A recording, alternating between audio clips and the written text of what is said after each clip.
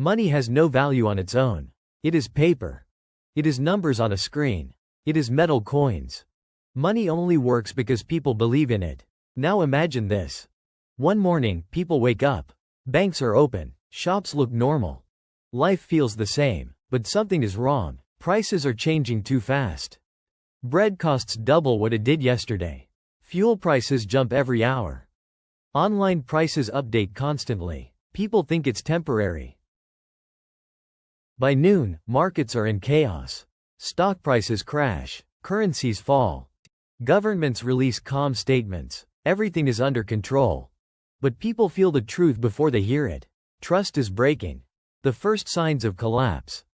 ATMs begin limiting withdrawals. Banks say it's for security. People line up. Long lines. Fear spreads quietly. People check their bank apps. Numbers are still there, but those numbers feel different now. Unreal. By evening, some stores stop accepting cards. Cash only. But cash is losing value fast. A bag of groceries costs stacks of bills. People start buying anything physical. Food, fuel, tools, medicine, shelves empty. Not because there is no supply, but because money no longer feels safe. Why money fails? Money collapses when trust collapses. Trust in banks, trust in governments, trust in the future. Rumors spread. Banks are insolvent. Money will be frozen. Accounts will be wiped. Whether true or not doesn't matter. Fear moves faster than facts.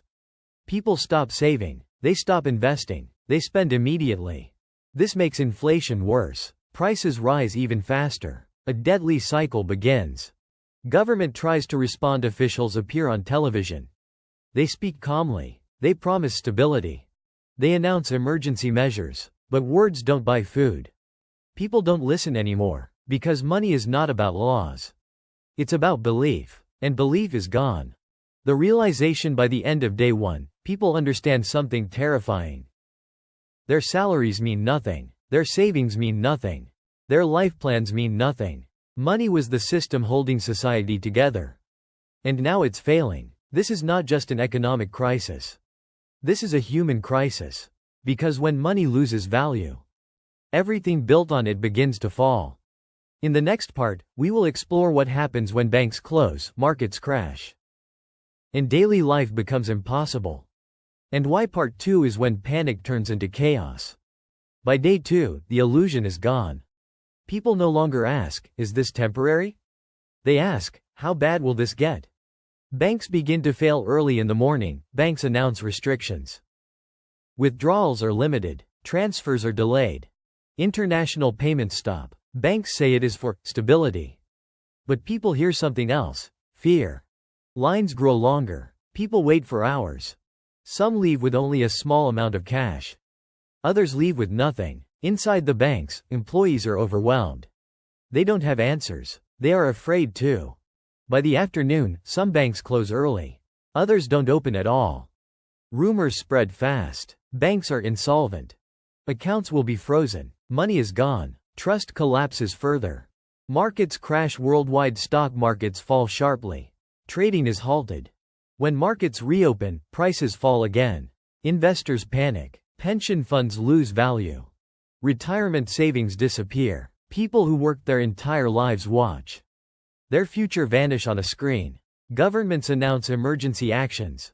Interest rates are changed. Trading rules are suspended. Currency controls are introduced.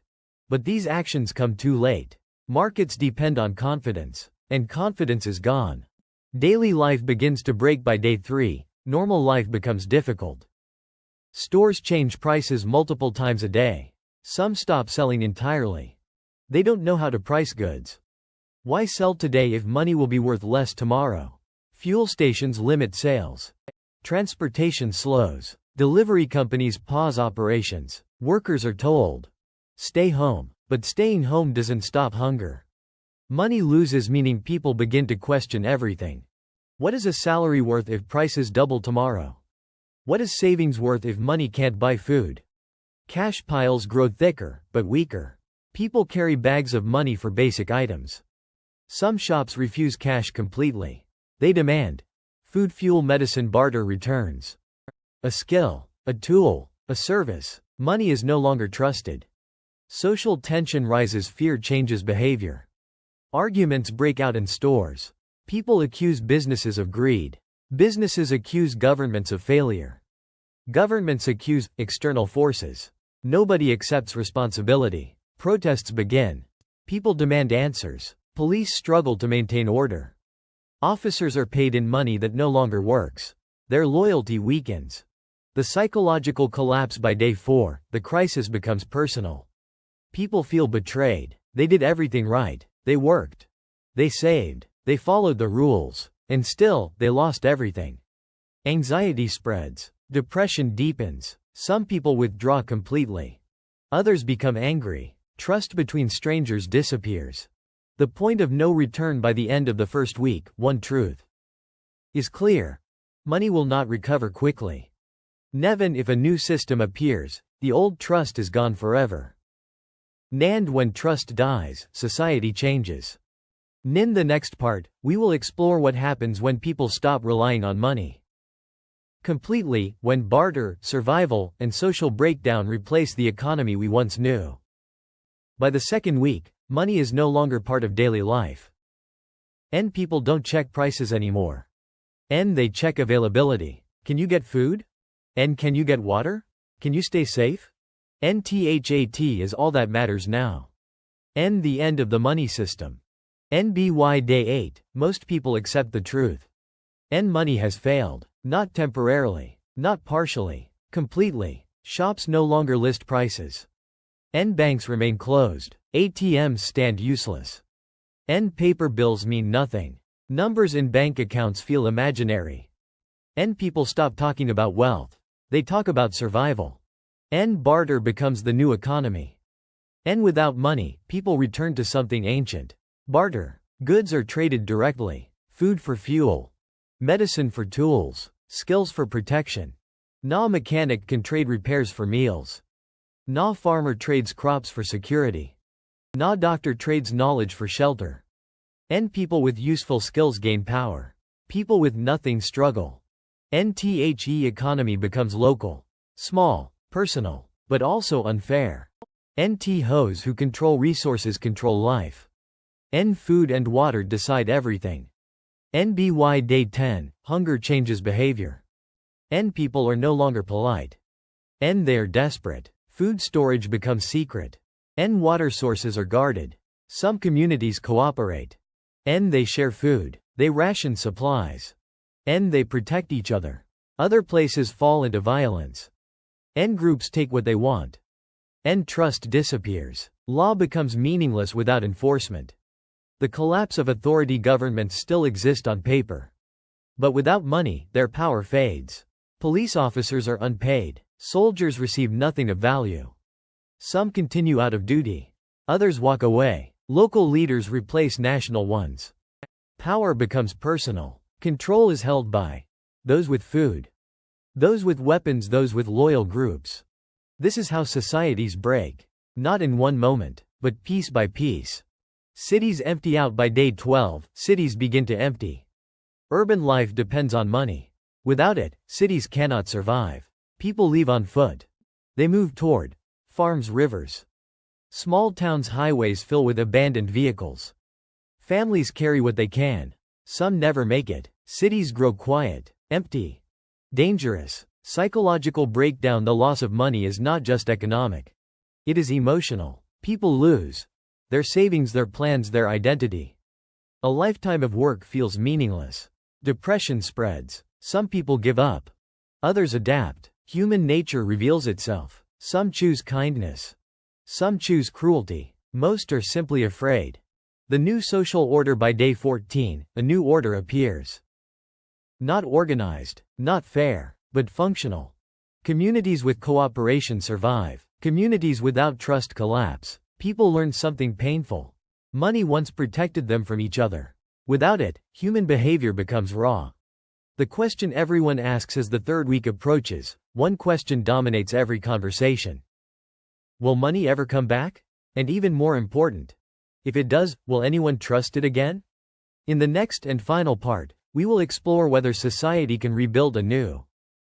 Economic system, or whether the collapse of money leads to permanent change. By the third week, the world has changed forever. Money is gone, not hidden, not frozen, gone. And with it, the old world disappears. The search for a new system. By day 15, people stop asking when money will return. They start asking something more important. What replaces it? Communities experiment. Some use food tokens. Some use handwritten credits. Some track favors and trust. Nothing works perfectly. Every system fails when trust is missing. People remember something important. Money was not just currency. It was agreement. Government attempts a reset. Governments finally act. They announce emergency currencies. New bills. Digital credits. State-backed systems.